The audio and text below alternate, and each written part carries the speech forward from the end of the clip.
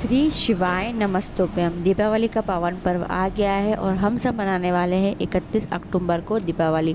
जी हाँ, इस दिन माँ लक्ष्मी का पूजन अर्चन किया जाएगा, तो उसका शुभ मुहूर्त आप नोट कर लीजिए। इस विशेष शुभ मुहूर्त पर दीपावली का पूजन कीजिएगा। गुरुजी ने कहा था धनतेरस का मुहूर्त नहीं देखा जाता है, रूप चौदस का मुहूर्त नहीं देखा जाता है, पर दीपावली पर जब माँ लक्ष्मी का पूजन किया जाता है तो विशेष मुहूर्त देखकर पूजन अर्चन किया जाता है। तो उसकी कुछ विशेष पूजन सामग्री है जो आवश्यक है, जो होना ही चाहिए हमारी थाली में, वह सामग्री। साथ में कुछ गलती हो जाए, त्रुटि हो जाए तो गुरुजी ने एक मंत्र बताया, उस मंत्र का उच्चारण करना। माँ लक्ष्मी सारी गलतियों को माफ़ कर देती है और सदैव हमारे घर में विराजमान रहती है। कुबेर की पोटली भी तैयार करना है, तो वो कैसे करना है वो भी हम समझ लेंगे। चलिए वीडियो शुरुआत करते हैं। स्वागत है मोदी ऑफिशियल चैनल पर। अगर आप लोगों ने अभी तक चैनल को सब्सक्राइब नहीं कर रखा है तो प्लीज़ चैनल को सब्सक्राइब कीजिएगा और कमेंट में श्री शिवाय नमस्तुभ्यम हर हर महादेव अवश्य लिखिएगा। साथ में आप सभी को दीपावली के पावन पर्व की ढेर सारी शुभकामनाएं। माँ लक्ष्मी कृपा आप पर बनी रहे। साथ में दीपावली के दिन एक विशेष उपाय भी करना है, तो वह उपाय भी अवश्य कीजिएगा। इससे अपार धन संपदा वृद्धि होती ही होती है। चलिए वीडियो शुरुआत करते हैं। पूजन सामग्री नोट कर लीजिए। पूजन सामग्री है, सबसे पहले आपको अपनी थाली में रखना है माँ लक्ष्मी का पाना। पाना आपके वहाँ होना चाहिए। पाना मतलब क्या? फ़ोटो, माँ लक्ष्मी का फ़ोटो। अगर आप घर में पूजन कर रहे हैं तो बैठी हुई माँ लक्ष्मी होना चाहिए, और अगर आप दुकान वगैरह पे माता की पूजा कर रहे हैं तो वहाँ खड़ी लक्ष्मी का फ़ोटो होना चाहिए।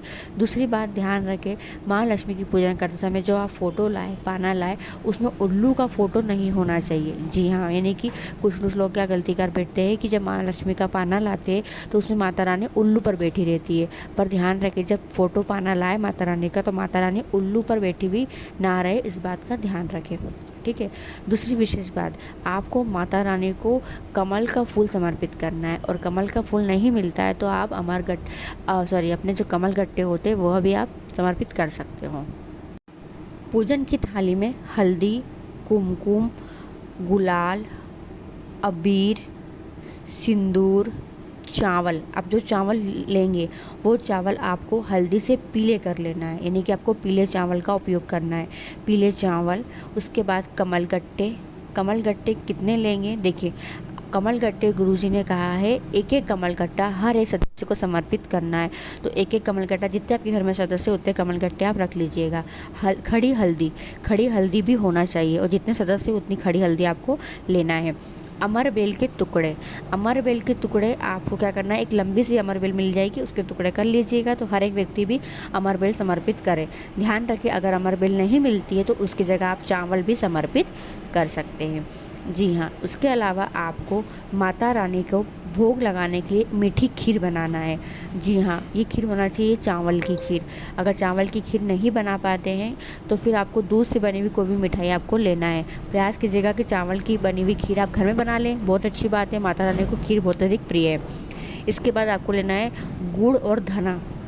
जी हाँ, धना और गुड़, एक कटोरी एक पात्र में धना भर के उसके ऊपर गुड़ रखकर ये भी आपको पूजन में रखना है, धना और गुड़।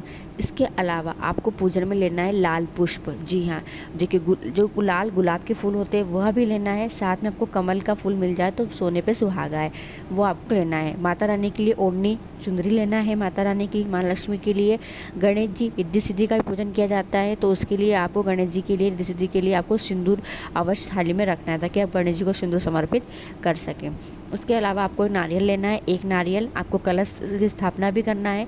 एक पात्र में जल भर लीजिएगा और उसमें कलश रख के कलश की स्थापना कीजिएगा। देखिए, जो मुझे बताते जा रही हूँ मैं, आप नोट करते जाइएगा। ये सब चीज़ें अपनी थाली में आपको तैयार रखना है। ठीक है। फिर आपको 2 दीपक तैयार करना है, और वो 2 दीपक, एक दीपक लगेगा घी का, वो भी अखंड जलेगा, और एक दीपक रहेगा तेल का, वो भी अखंड जलेगा। तेल आप चाहो तो सरसों का, आप चाहो तो मूंगफली का उपयोग कर सकते हो। दोनों में लंबी बाती लगेगी। दोनों दीपक माटी के ले सकते हो, और एक दीपक पीतल का भी अगर आप लगाना चाहते हो तेल का, तो पीतल का भी लगा सकते हो। पर दोनों दीपक में इतना तेल और घी भरना है कि वो रात भर अखंड प्रज्वलित रहे। ठीक है। 2 दीपक लगा दिए आपने। फिर आगे हम बात करेंगे पूजन कैसे करना है। ये सामग्री नोट कर लीजिए। 2 दीपक आपको लेना है।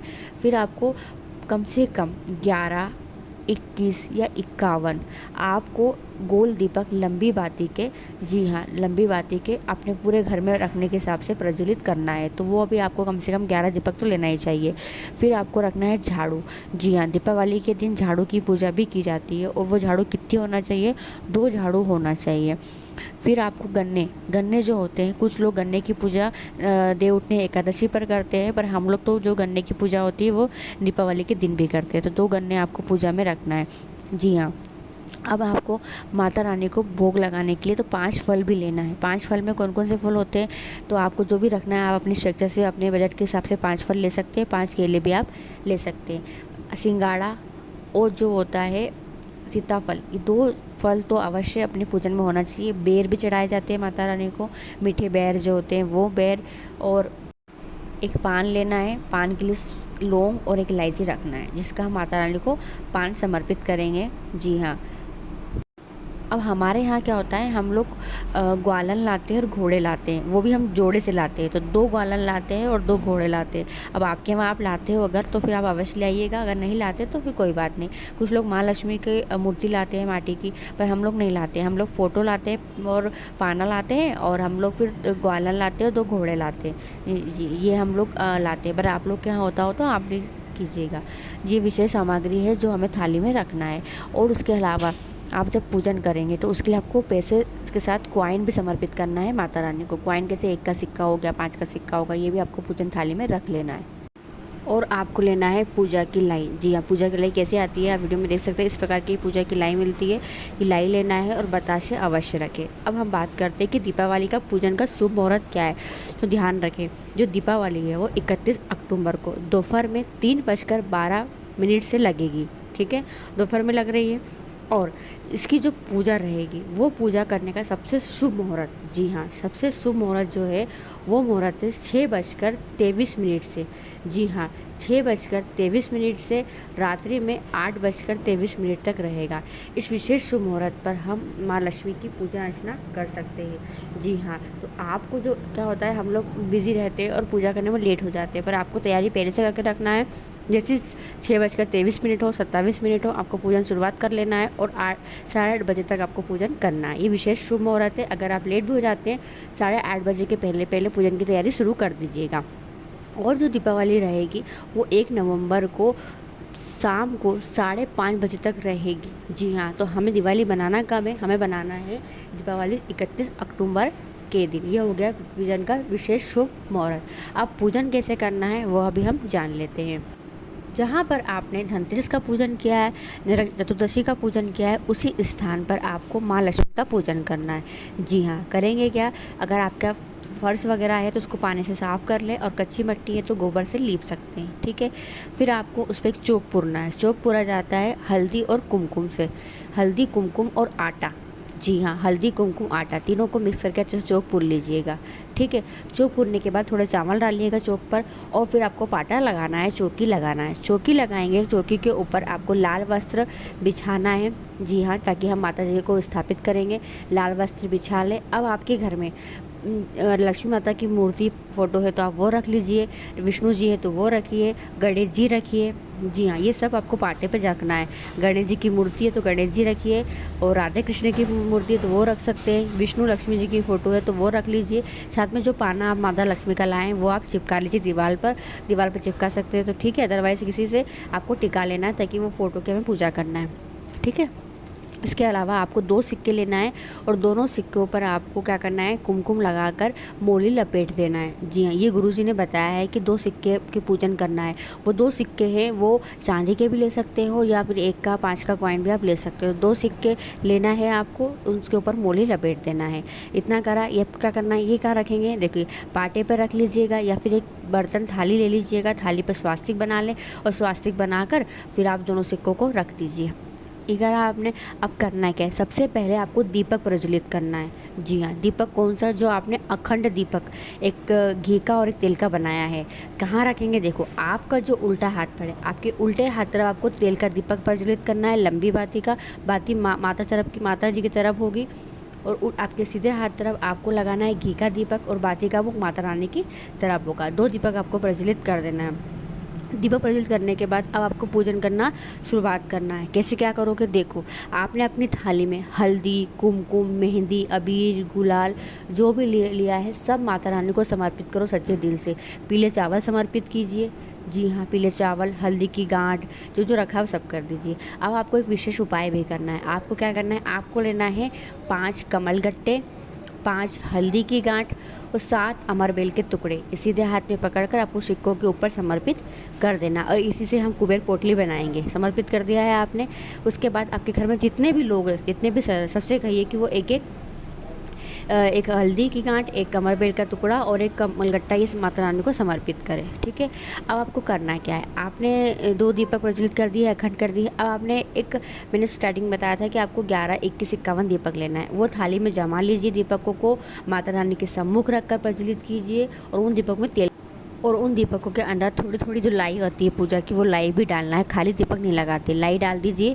दीपक को प्रज्वलित कीजिए, माता रानी के सम्मुख रखिए और उन दीपकों की पूजा कीजिए हल्दी, कुमकुम, चावल से।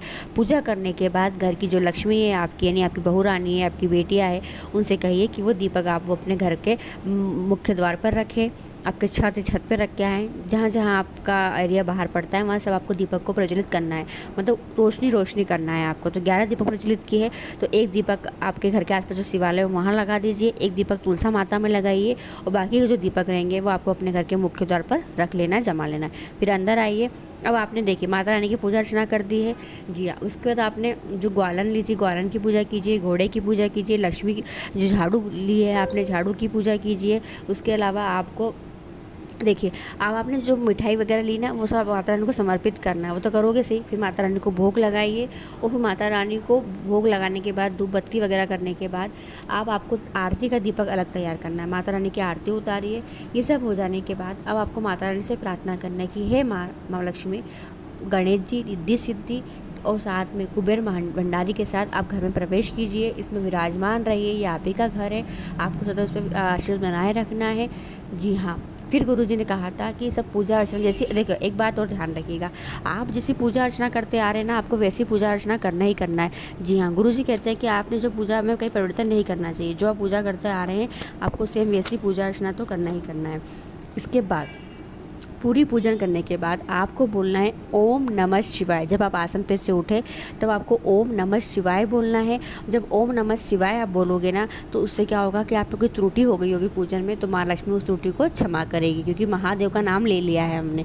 तो ये आपको विशेष तरीके से पूजन करना है। इसके अलावा और भी जिस तरीके से आप पूजन करते हैं, जो भी कला से जो देखो चीज़ें सबकी पूजा सबकी करना है, जो थाली में जमा है सबको माता रानी को समर्पित करना ही करना है। अब हम बात करते हैं कि दीपावली के दिन उपाय कौन सा करना है, जिससे कि अपार धन संपदा में वृद्धि हो, जी जिस उपाय को कर लेने से किसी के आगे हाथ फैलाने की ज़रूरत नहीं पड़े। तो देखो 8:23 तक मुहूर्त पूरा हो जाएगा दीपावली पूजन का। आपको करना क्या है, 2 दीपक तैयार करना है, एक दीपक तेल का और एक घी का। ये दोनों दीपक लंबी बाती के रहेंगे। तेल में आपको सरसों का तेल लेना है और इस 2 दीपक को आपको 8 से 9 के बीच में रात्रि में, जी हाँ 8 से 9 बजे के बीच में रात्रि में पीपल के वृक्ष के नीचे दोनों दीपक को प्रज्वलित करना है। जी हाँ, समय का ध्यान रखिएगा। 8 से 9 के बीच में एक सरसों का तेल का दीपक और एक घी का दीपक प्रज्वलित करना है। इससे अपार धन संपदा वृद्धि होगी, माँ लक्ष्मी कभी आपसे रुष्ट नहीं होगी, क्योंकि जो समय होता है दीपावली के दिन का, अमावस्या का 8 से 9 का, इस समय माँ लक्ष्मी पीपल के वृक्ष में विराजमान रहती है। तो आपको यह विशेष उपाय करना ही करना है।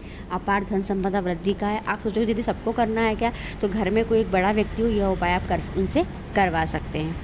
दूसरा उपाय, अगर आप इस उपाय को करने में चूक जाते हैं, सब में भूल जाते हैं, क्या होता है दीपावली का दिन रहेगा, माता की पूजा के ये पटाखे वगैरह जलाने में या फिर लोगों से मिलने करने में भूल जाते हैं, समय ध्यान नहीं रहे, तो घबराना मत। गुरुजी ने एक और उपाय बताया है जो आपको उसी दिन रात्रि में करना है।